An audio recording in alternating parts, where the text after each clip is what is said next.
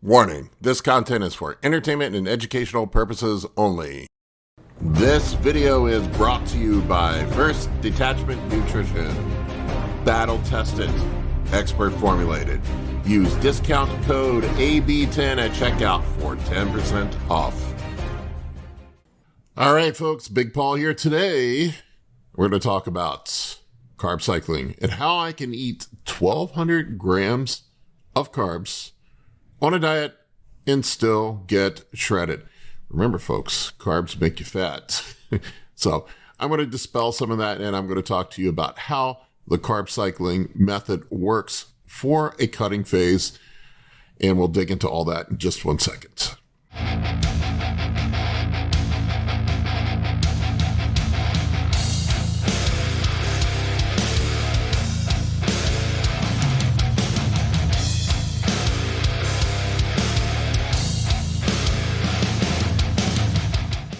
All right, so carb cycling. I have been carb cycling now for about 4 years, I would say. And I don't know, 4, maybe 5. I've run every diet known to man. I've done keto. I consider keto and carnivore very similar. It's the same kind of principle.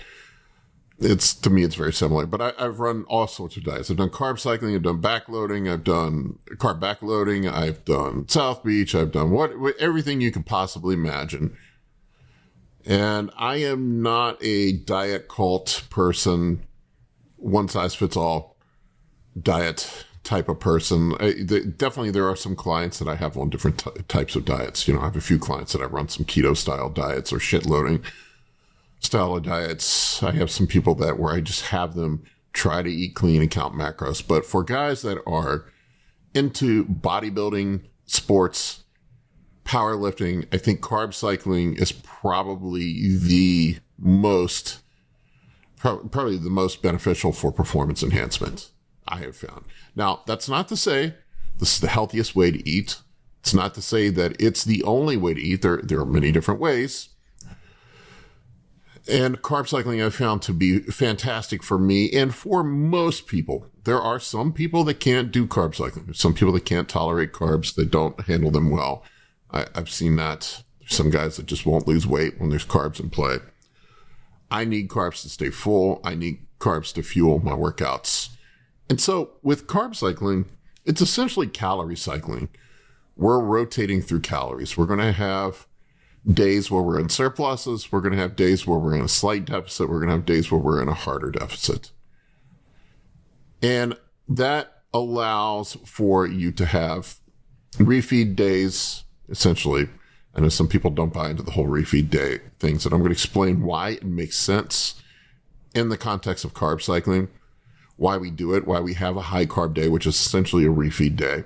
You're not going to be burning fat, obviously, when you're in a caloric surplus on that day, but there are ways to cheat the energy management systems of the body during that day where we can add calories in a surplus and potentially not store much, if any, fat. Now, at the end of the day, it's about net energy balance for the whole week. Thermodynamics reigns supreme, and we know that you have to be in a net negative energy balance for the week to burn fat. But there is some trickery with the carb cycling system where we are manipulating the energy management systems of the body. All right, folks, I want to take a quick break from this episode to tell you about the new e-course that Kurt Havens and I have put together, The Scientific Principles of Anabolics and PEDs. This is the most comprehensive PED e-course ever put together with over 80 modules, including intros to PEDs, major steroid profiles, competitor off-season cycles, non-competitor cycles, contest prep cycles, HGH fundamentals, insulin fundamentals, side effect management, safer use concepts, fat loss agents, estrogen management, and advanced PED and hypertrophy science.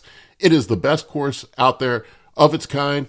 Go check it out. Link is in the video description below. So what we do and how I do it during a contest prep or a cutting phase, we'll have one high calorie surplus day a week, a refeed day, whatever you want to call it. During that day, my calories will go up significantly. Like for me, to be in a fat burning state, I need to be, my maintenance calories are somewhere around 4,000 calories per day. So I need to be below 4,000 calories a day to burn fat. You can do the math on it. A 500 calorie deficit per day over 7 days is going to be 3,500 calories. 3,500 calories roughly equals a pound of fat burn. So for me, like somewhere around 3,500, if you throw in some it's going to be a deficit to lose about a pound of fat per week. If you throw in some cardio, it may be a tad more than that. So my medium days are somewhere around there. My low days are, 3,000, 3,200, maybe slightly higher, slightly lower, somewhere around there. So the way I am structured right now with my diet, I'm burning about a pound of fat a week, somewhere around there. On the high day, I will go super high in calories. I will go almost double my maintenance calories. Now you ask, wouldn't that make up the difference? If we do the math here, I'm going to be probably somewhere in about a 3,000 calorie surplus, 2,500 to 3,000 calories on my high day. Wouldn't that defeat any fat loss that I had throughout the rest of the week? In theory, yes, because the net energy balance, if we do the math on it, would say that I am storing those calories and then I am burning those calories back off throughout the week. Now, here's where the trickery comes. We are manipulating the energy management systems, the energy storage systems of the body. Your body stores carbohydrates in 3 ways primarily: liver glycogen, muscle glycogen, and then the third place that is probably going to have, you're going to go through liponeogenesis and store it as fat. Your body likes to burn carbohydrates as fuel first. Your body's going to use carbohydrates for a central nervous system, for your brain activity. You can run off of ketones. That's a whole other discussion. If you're a fat-based diet, that is a possibility. For the carnivore guys, you can go through the process of gluconeogenesis, where your body's going to make carbohydrates or glucose out of proteins. That is a possibility. But we do know that muscles and strength training are a very demanding activity when it comes to using glucose for fuel. In fact, your muscles can store quite a bit of glucose as muscle glycogen as a reserve for strength activities. A large athlete such as me, a guy like me, I think an average guy will say, from what I've read in studies, is somewhere around 400 to 500 grams of glycogen that can be stored. A large guy like me or a large bodybuilder, maybe it's 1,200 grams, maybe it's 1,500 grams, maybe it's 2,000 grams of glycogen. There was a guy back in the early 2000s, those of you that have been around will remember, Dennis Wolf. I heard him carbing up on something like 2,500 grams of carbs or 3,000 grams of carbs, and he would just fill out.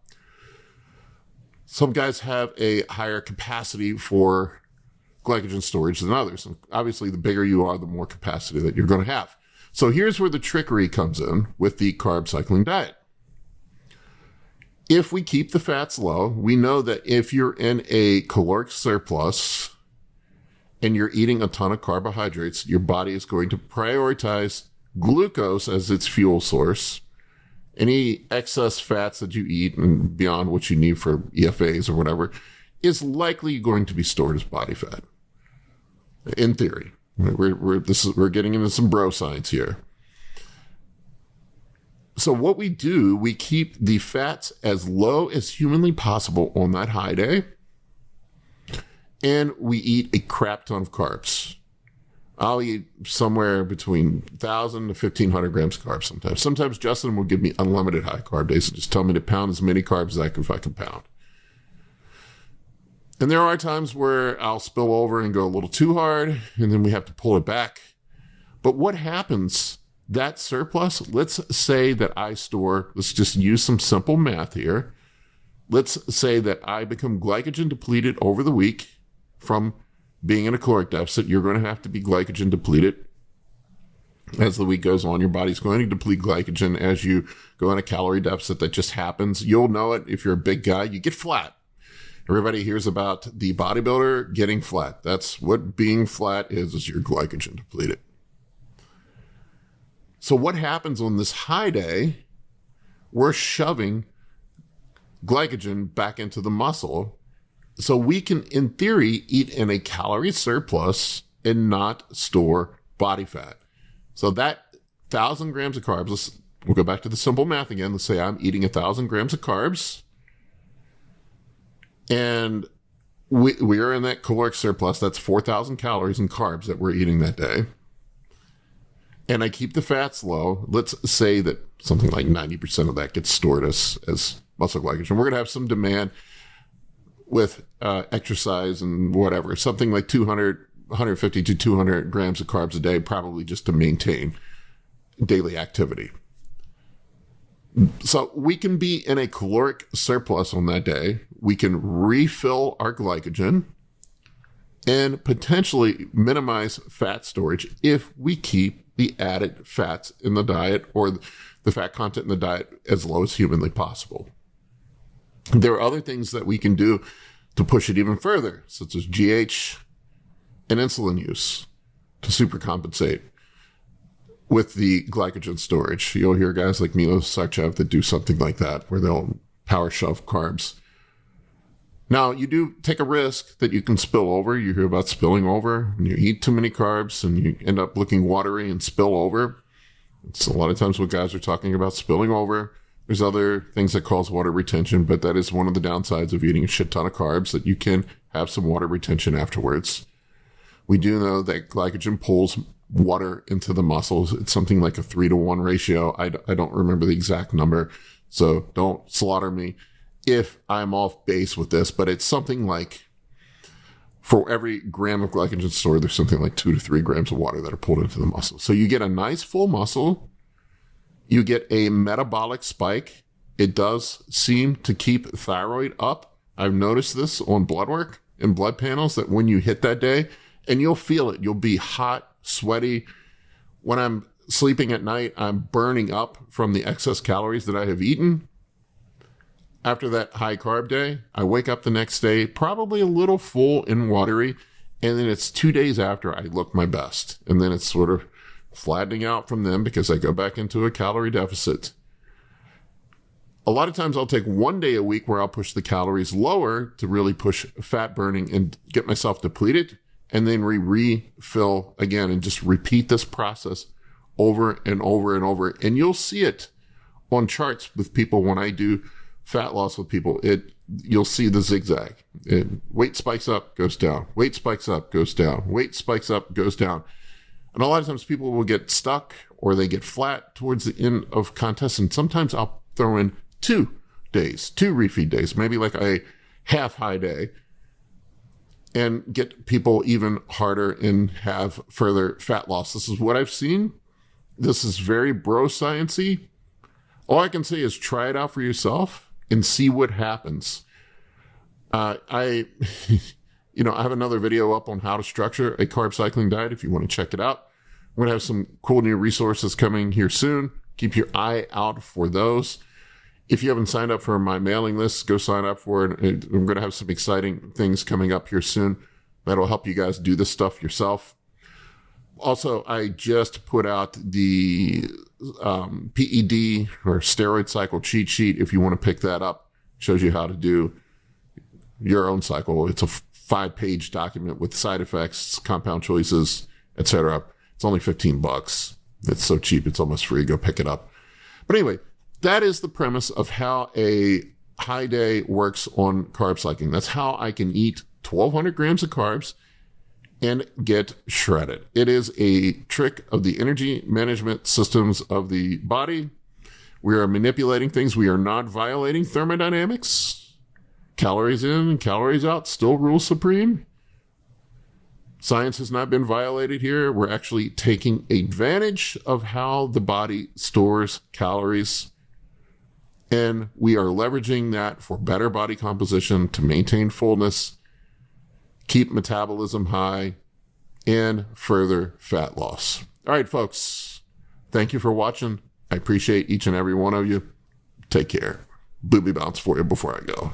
For coaching or consultations, head over to www.anabolicbodybuilding.com to book your spot today. I can help you with optimizing hormones, fat loss, muscle gain, physique, athletic performance, nutrition, and health. For more information, shoot me an email at bigp3rd@gmail.com.